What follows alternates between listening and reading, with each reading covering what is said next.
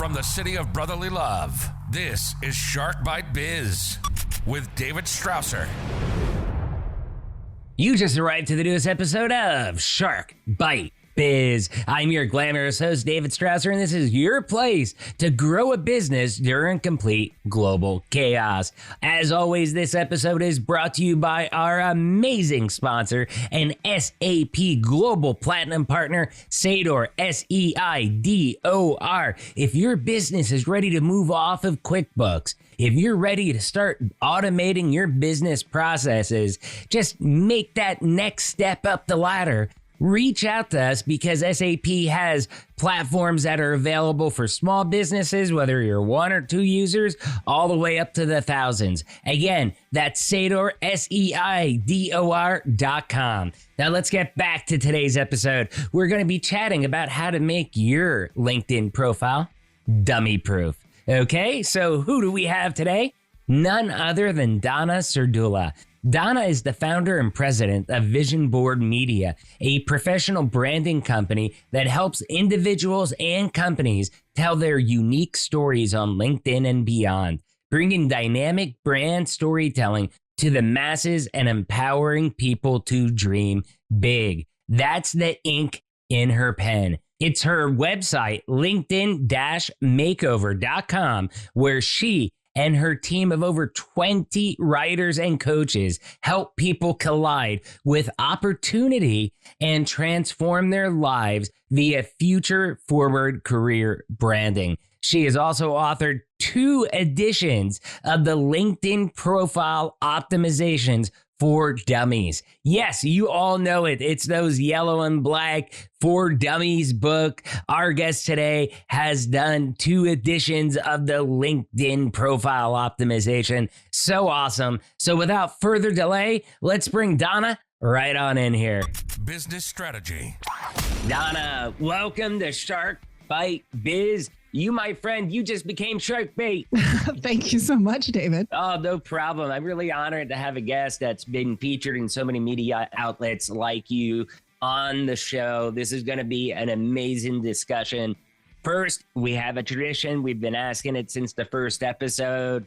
Who are you? What do you do for a living? How'd you get there? What's your expertise? Basically, in a nutshell, tell us what makes Donna Donna. Well, what makes Donna Donna? Well, I'm known for my love and belief in LinkedIn. I love that platform. I joined it back in 2005. I started my business in 2009.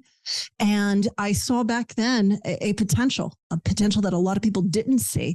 And I said, my goodness, this LinkedIn profile is a place where you shouldn't be copying and pasting a resume. You should be telling your story. You should really showcase, to the world who you are and what you do.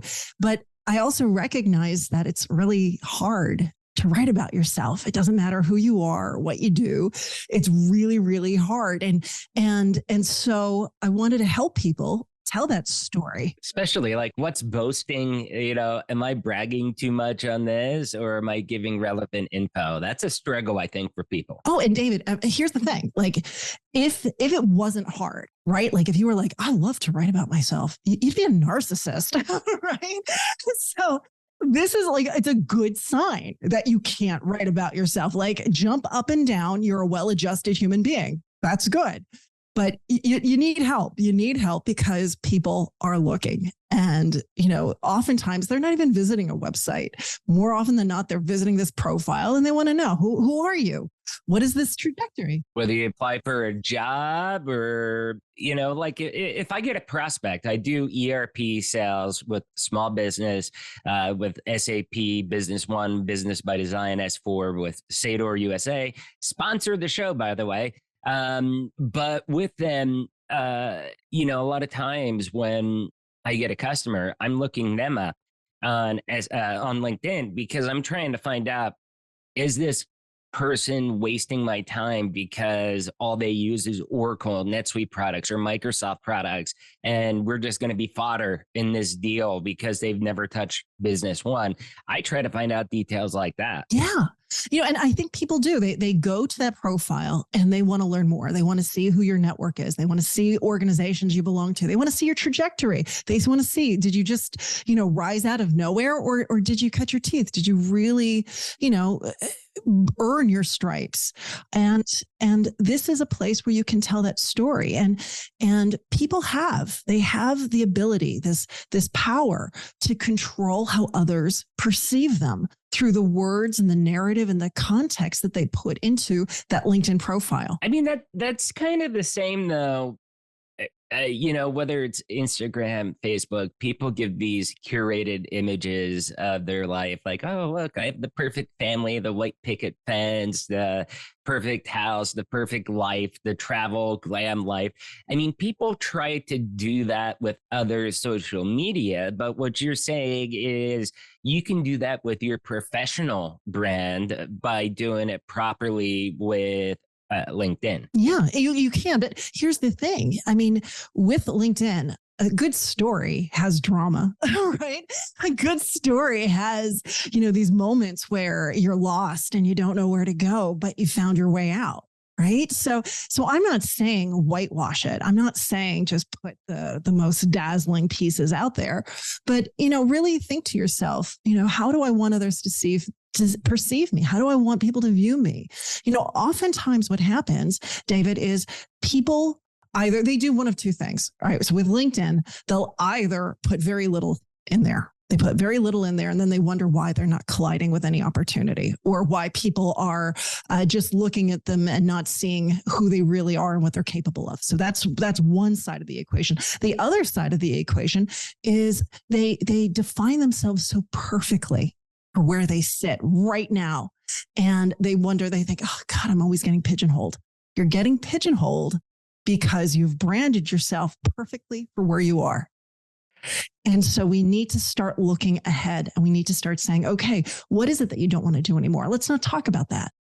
What are you doing that aligns you to where you want to go? I'm not suggesting in any way lying. I'm not saying be unethical, but I am saying, really decide, what does that vision look like?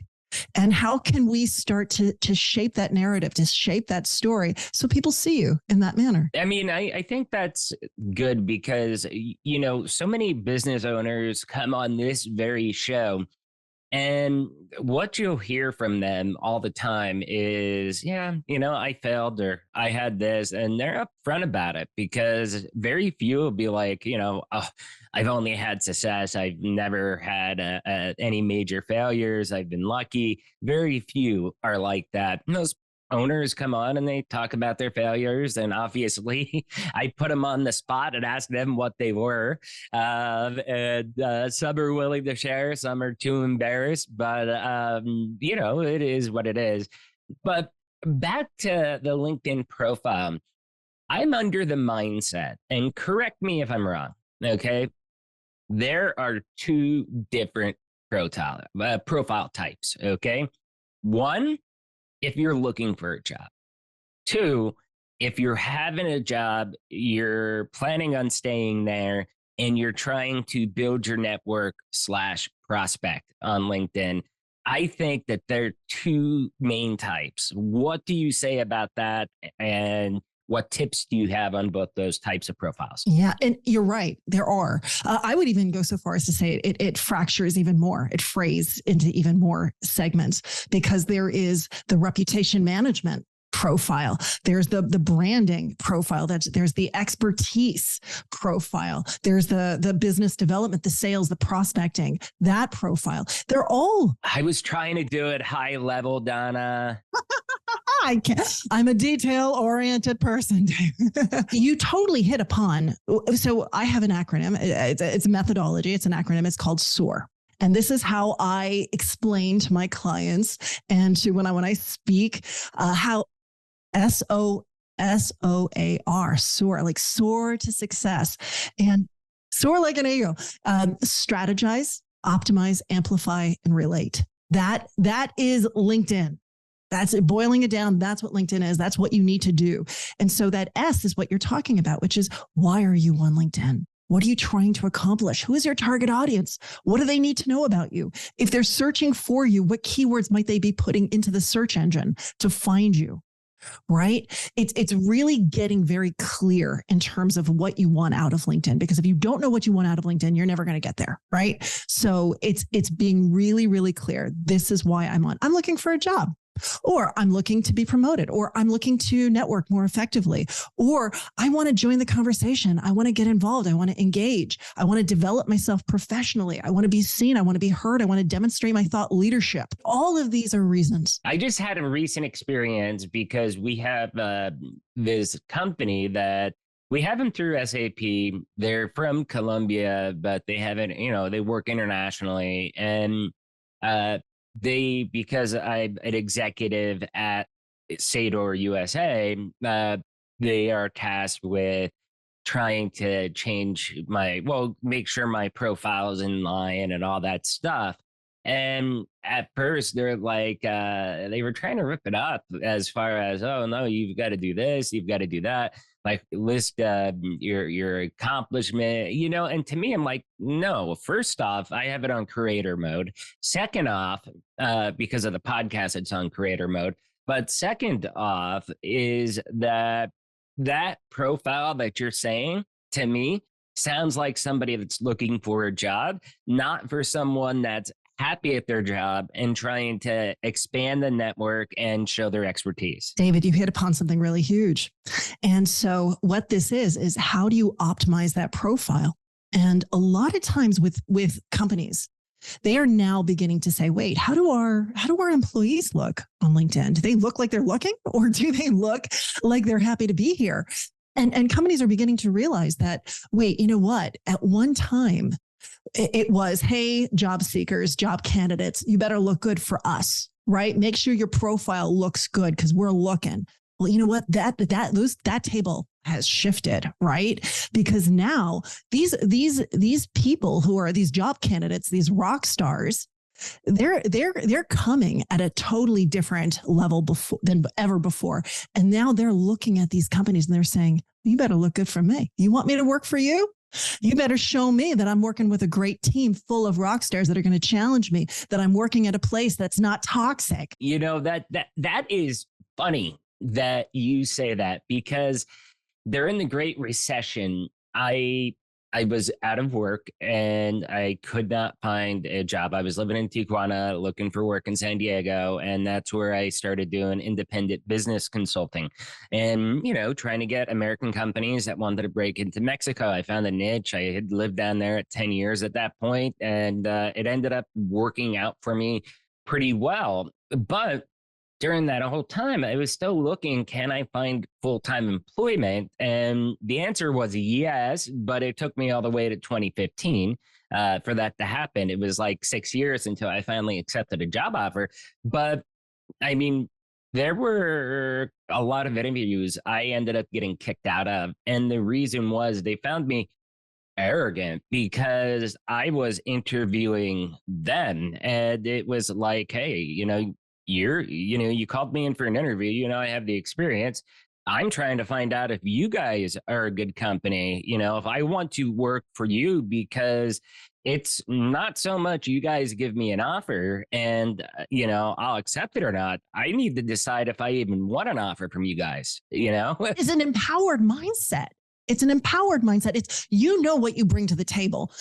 Company. Back then, it was considered arrogant. Nowadays, I think it's more common. Well, David, back then, that 2015, 2016. Well, this was probably like 2010 to 2015 in that range. Yeah. Well, in that era, in that time period, back then when I was doing profiles, we're still doing profiles, of course, but CEOs would flock to our service. They were like, you got to make me look great. I need to look fabulous on LinkedIn. And I would say, look, you now look fabulous. You look, impressive. People are attracted to you. They're resonating with your message. Let's talk about your executive team. Let's talk about your any of those external facing employees. We need to make them look great too, because when you showcase your best, you're going to attract the best. That's opportunities. That's prospects. That's clients. That's vendors. That's investors. Right? It's all of those things.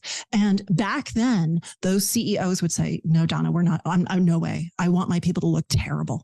I want them to look terrible on LinkedIn, because if they look terrible, they won't get poached." They're afraid of headhunters. They were afraid of headhunters. Things have shifted. And that's where a company needs to have a strong culture to be confident that you are going to retain your employees. I mean, it's almost like, I don't know, I call it the cheating spouse theory. If you think your spouse is cheating, you have that insecurity, and oftentimes, it's kind of the same thing with an employer-employee relationship. Well, it's kind of like that old Zig Ziglar quote, the one where he says, the only thing worse than training your employees and losing them to the competition is not training them and keeping them, right? Yeah, that's a good one. I have not heard that Zig Ziglar quote, although I did get to see him speak right before, I think, like at the very end of his career. I never got to see him. I would have loved to.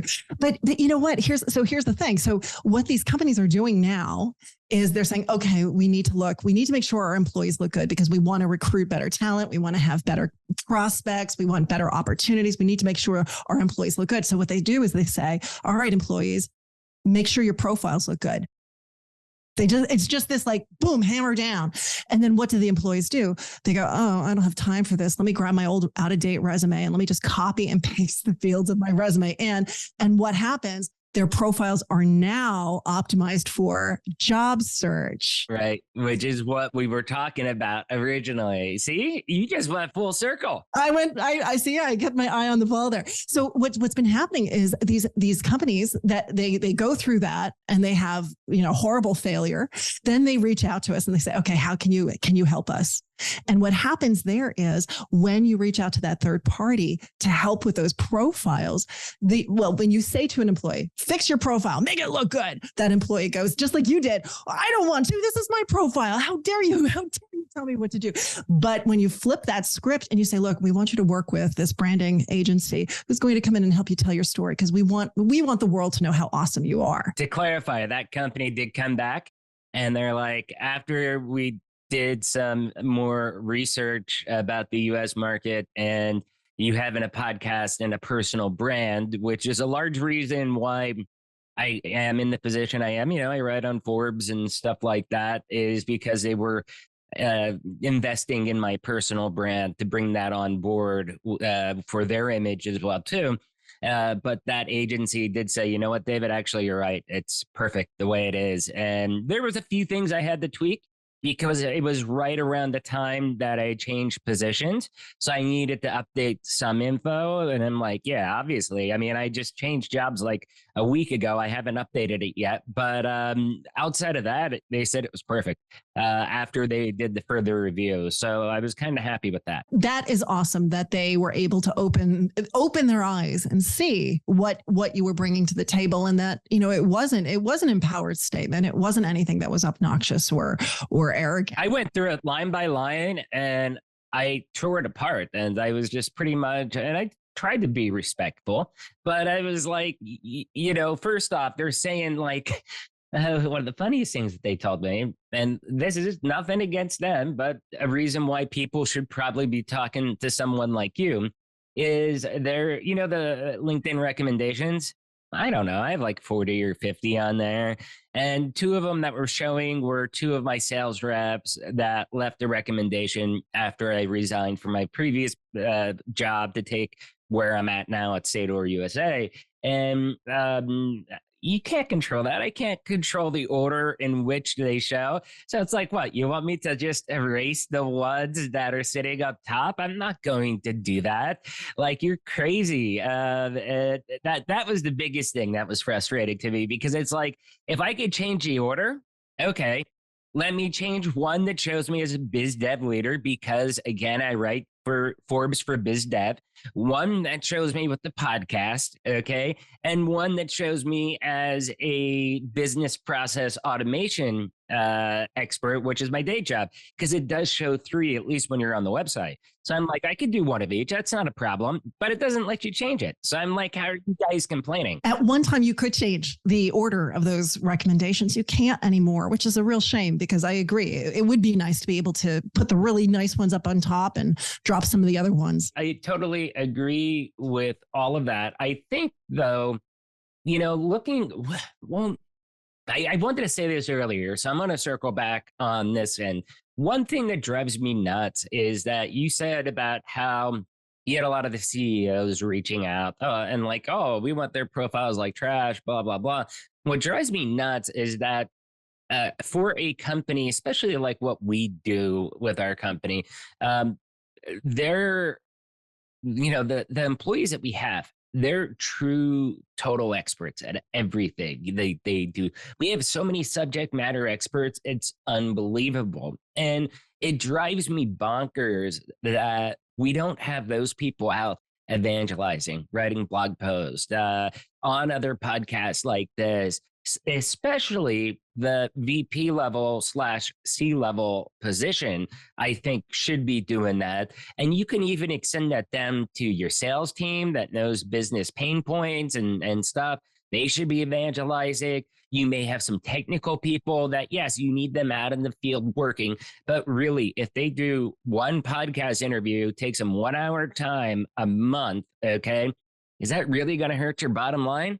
Probably not. And the ROI that you get off that would pay a lot of dividends. What do you think about that idea in general? Because I think it kind of falls into what we were discussing. Oh, it does. It does. I mean, you have these spokespeople who can be out there really evangelizing and advocating and talking for the company. Now, what we found is what these companies are doing is they're coming and saying, help these employees.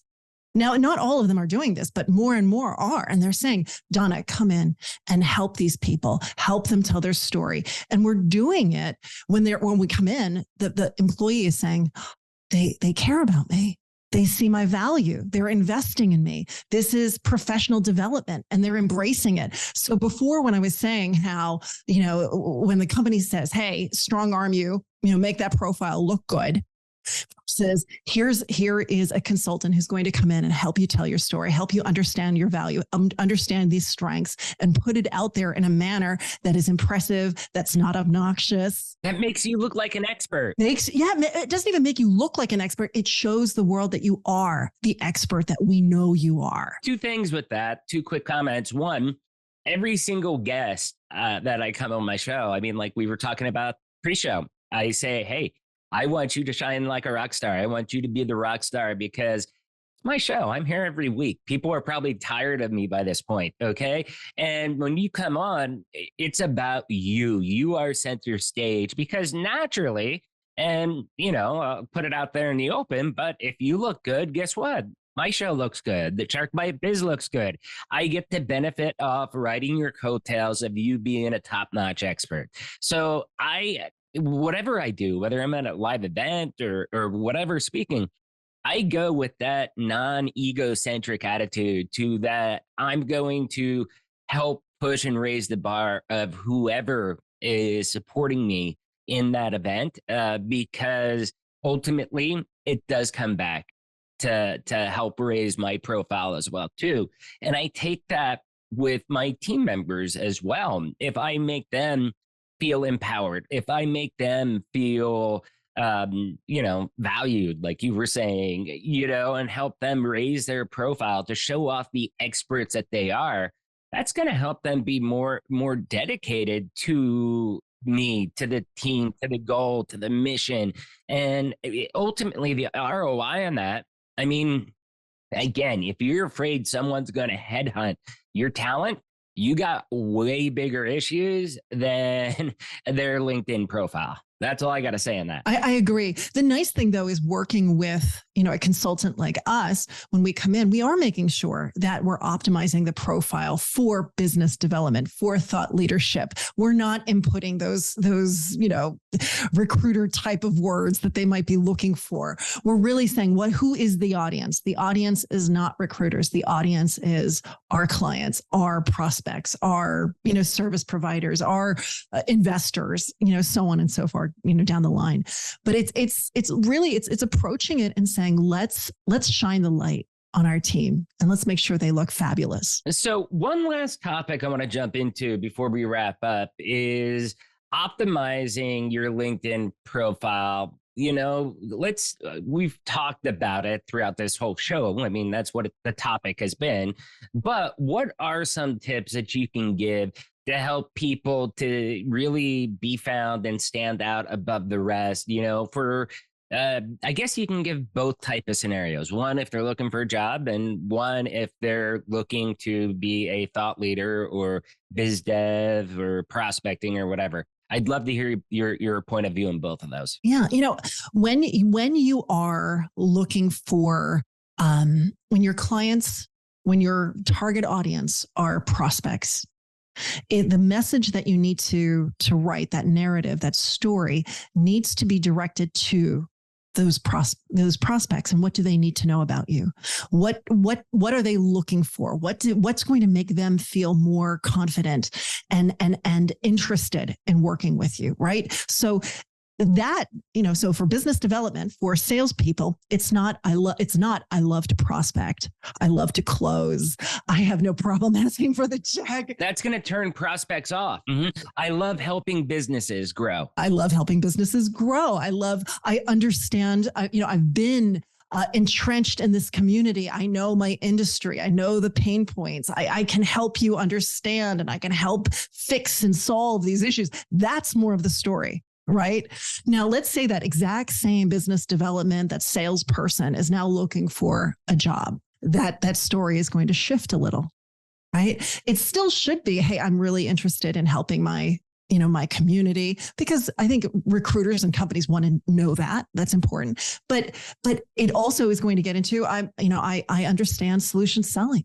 I understand social selling. But you have to start to think, what would those recruiters or those hiring managers or the HR professionals, what are they looking for in that candidate?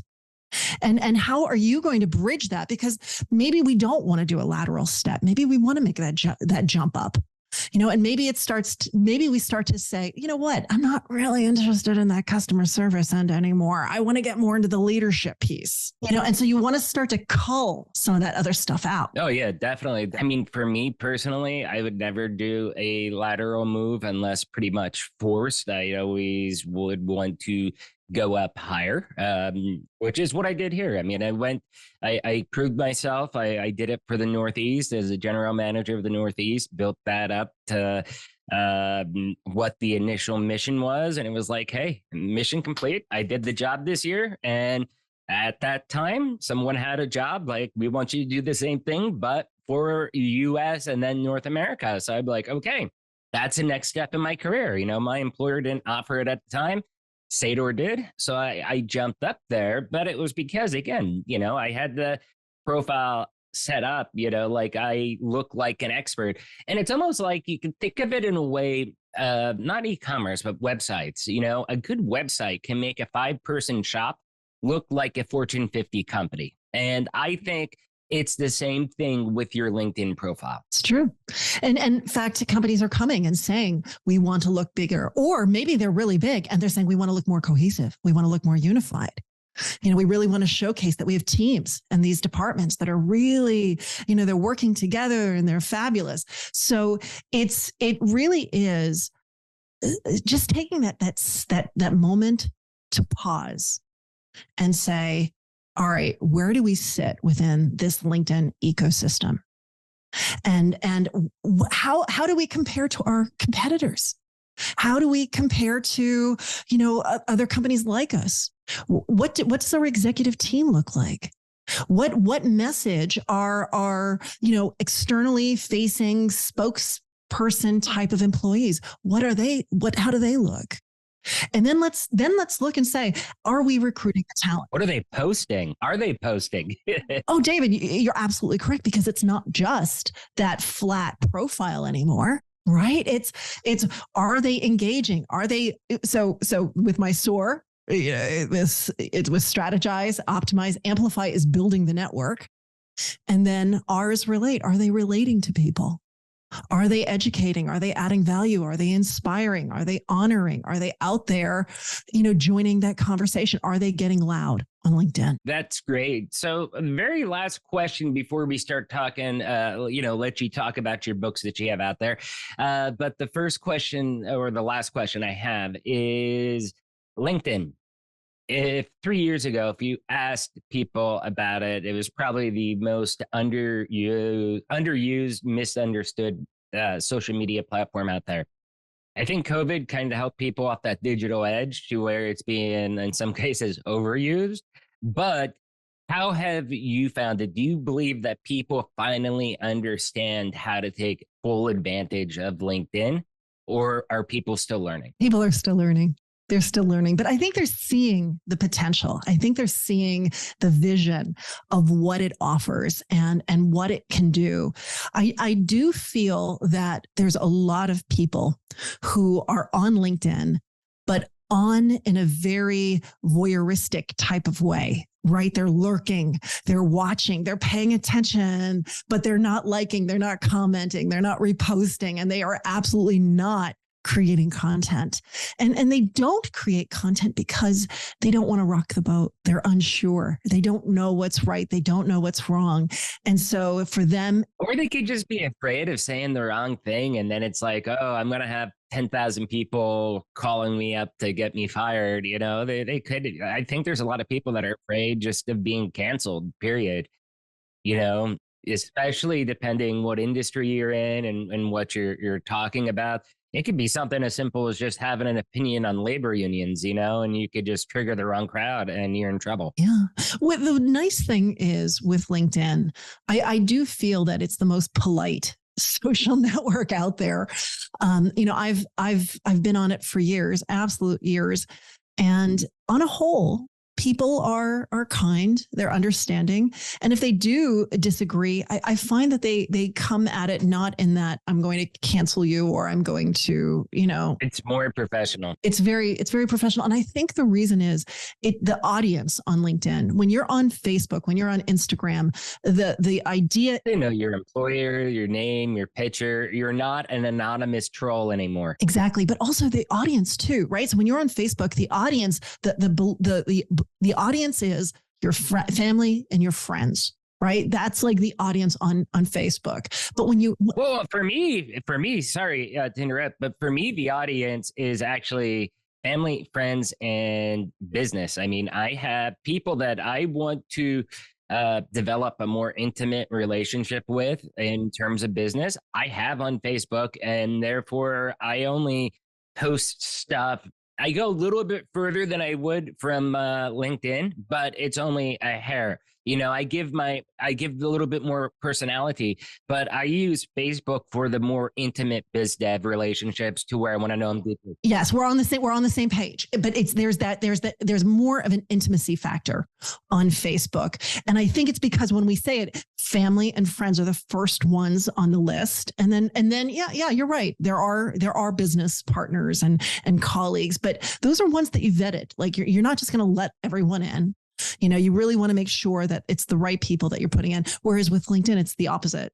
It's the family and friends are not even on that list. You have people that you don't know, and you want to portray that professional image out to the most people you can. And that's one thing I do like about LinkedIn is the fact that there's really not that much about politics about it. And if you do get political in one way or the other, it doesn't matter which side of the aisle, for the most part, you're going to get shut down pretty quick with people. And David, if you go into settings, there's actually a little toggle where you can turn off political content. Oh, I did not know that. It actually says turn off political content and turn it off. See, that's where it's hard because even like I tell people like, hey, this is not a political podcast. We don't talk about politics here. If we did, I'd probably have like 1 million subscribers by now, but we don't. And because of that, we tried not to,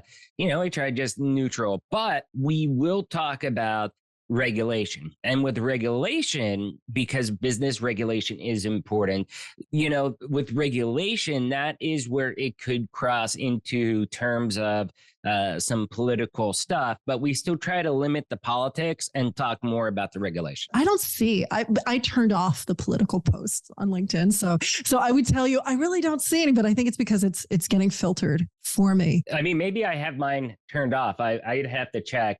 So I wanted to touch, I know I said last question like 10 minutes ago, but one final question, social selling index. So if you get LinkedIn Sales Navigator, for example, it'll give you your SSI, as they call it.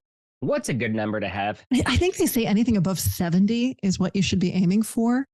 I gotta tell you, my social selling index, it leveled out. It never changes. It's always the same number. Where? What number? It's like 73, which is very strange. I am 78, but they have me under broadcast media production and distribution because of the podcast. I just changed it over to like ERP, what I do for my day job, because I mean, that's really what the profile is there for more than the podcast. The podcast compliments me. Did that affect the number? Don't know. And I just pulled it up as we were speaking because I wanted to see if it updated yet and if it has a change. But I used to be as high as like 83, 84.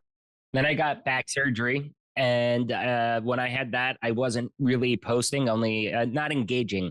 I was only posting. And once I started engaging again, I mean, it went from like 60 up to 73 in a month. Then the following month, it went 73 to 78. Mine leveled out. It doesn't change. It's stuck. Mine is stuck. And it's been stuck for a while. And I don't. Send a complaint. Tell them like, hey, I'm writing books about you guys. I need a better number. Update it. But here's the thing. I think for most people, I think it's a good thing to look at, to see. And everyone, it's available to everyone, not just those who are on Sales Navigator. Yeah. Oh, is it? I didn't realize it was available to everyone. That's interesting. Anyone, I think it's linkedin.com/SSI. I think that's how you access it. But it's a good thing to look at, but ultimately get on LinkedIn, and have fun with it. Enjoy it, engage, have conversations. Make sure your profile looks good. Make sure it makes, it impresses people. It makes you proud when you look at it. Get involved and don't so much worry about, oh, do I need to post every day? If you can post once a week, that's fabulous. That's wonderful. We all have a job. Because I have it pulled up in front of me. The criteria they look at is establish your professional brand, find the right people, engage with insights, and build relationships. And I am above 20 for each one of those, except for engage with insights, because again, when I had the back surgery, and it was a long process because I had to get a couple, and it was the worst time of my life. I'm just now starting to fully recover from it. But I didn't really engage with anybody. I just posted the podcast, and I was a minimalist for about a year during all the surgeries and stuff like that. But once I started engaging, that went from like 0 all the way up to 16 in a month. So, it was quite easy for me to rectify. But anyways, hey, please, Donna, tell us about your books. Where can people find you online? Tell us all about you. Sure. So I wrote a For Dummies book on the topic of LinkedIn profiles. It's LinkedIn Profile Optimization for Dummies. And it's available on Amazon and all the other, places that you could buy books. And it's an official For Dummies book. Let's point that out. Second edition. And they called me back in, oh my goodness, I think it was like 2015. And it was an acquisitions editor. She found me on Twitter, of all places, right? Twitter. And she said, we'd really like for you to write a For Dummies book on this topic. And I was through the roof. I tried so hard to maintain my composure. Wow. Well, congratulations. Well, thank you. To me, the For Dummies books are something that I've always loved. I've always resonated with that concept of, simplicity. Yeah, it really is. And so I'm proud to have been part of it. So it's second edition. But if you visit my website, linkedin-makeover.com, that's really the best place to go. If you're an individual and you need your LinkedIn profile optimized, if you need a resume, if you need bio, if you need help with blogging, we're here. All of our pricing is there. It's easy to see. It's easy to work with us. If you're a company and you're thinking, oh my gosh, my team needs help, we have employer branding options as well. We're putting bulk pricing. I'm even actually coming out with a course that's going to help you audit and measure and really evaluate your LinkedIn brand as a company to see, or where can we improve? How can we make the most of this platform? So we've got tons of stuff out there. We're also really incorporating more of the AI and ChatGPT into how to really do this in a manner that's smart, but still authentic. We just got our first ChatGPT article out, and we put it through plagiarism checks and everything, and it wrote a pretty darn good article. So we're writing it with, written by ChatGPT and then edited by my sales rep, Jake, because he did say that there was some grammar stuff he had to fix and, minor tweaks to make it a little bit more sense. And, because of that, we gave him both byline credits, but we got that coming out very shortly. Oh, that's fascinating. That's awesome. For us, we really do believe in the human eye. So above all, we want to write to the human eye, and it's important for it to be authentic and real. But, we're still looking at it and saying, hey, we've got the instant profile course. So here are the prompts that you can use if you want to do it yourself. But if you're going to work with us, you're going to work with a real person, a writer who's going to truly understand and help you, because it's not about just writing. It's really about the vision. It's about the story. It's understanding your strengths, understanding what you bring to an organization. And those are things that, I don't think ChatGPT will ever really, truly be able to do. Yeah. Hey, Donna, thank you so much. And I love what you're doing, helping businesses, helping people build their professional growth profiles. Thank you so much for coming on. And I can't wait for that copy of the book to come. Thank you so much. Yeah. Thanks. Cheers. Wow, such an amazing chat with Donna, right? Love her, so knowledgeable. Her personality, totally amazing. First, though, you all know the routine. If you found this interview helpful, if it sparked some warm and fuzzies, do me a favor, hit that like button, smash that subscribe button.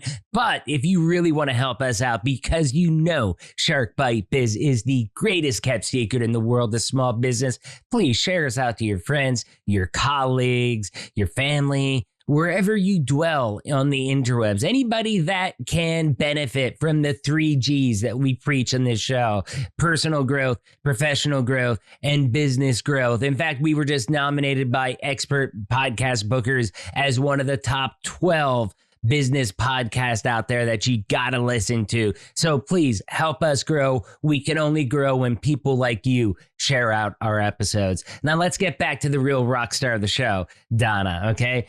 It took me 192 episodes, but I finally got an author of one of the official For Dummies books on the show. And what a perfect timing it was, I've got to say, because everything is about LinkedIn right now.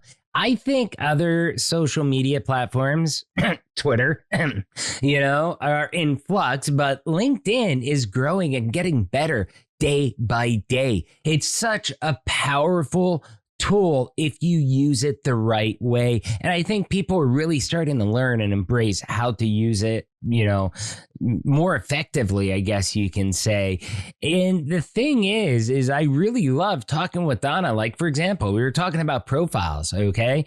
We on this show all the time. I always tell everybody, we don't live in a black or white world. We live in a gray world. It's never one way or the other way. You know, it's usually somewhere in the middle. And yeah, it could be slanted one direction or the other direction, but it's never just this or that, okay? We live in gray. That's called nuance. And I loved when I gave the example to Donna that I feel that there's two types of profiles on LinkedIn. One, people that are looking for jobs, which most people have their profile set up as almost as a resume, or number two, somebody like my profile where it's set up more like a professional brand. And she was like, yeah, that's absolutely true. But there's also more layers than just that. And she went into some of those descriptions. I love it. I love when people teach me, they challenge me. And, you know, she taught me the nuance that it is more than just those two types of profiles. I love learning about that nuance because the world is nuanced. Business is nuanced, and there is more than just meets the eye on the surface. So awesome stuff, Donna. Thank you so much for coming on and sharing your knowledge about how to, you know, make people over on LinkedIn to allow them and their businesses to look more professional. Great stuff. Please check out our website, linkedin-makeover.com. Question of the day.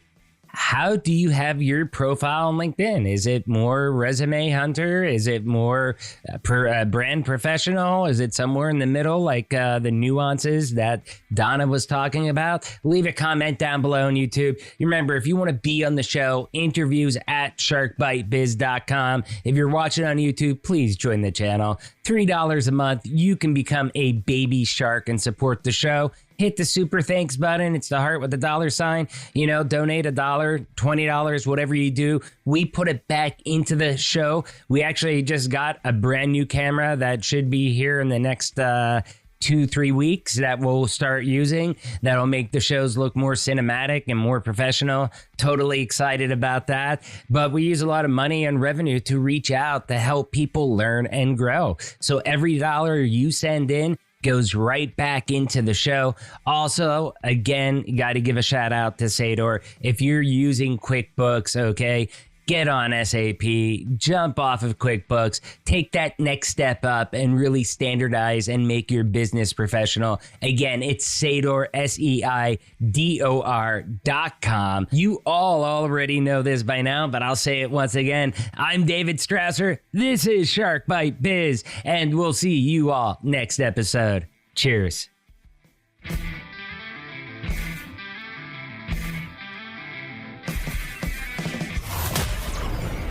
Thank you for listening to Shark Bite Biz.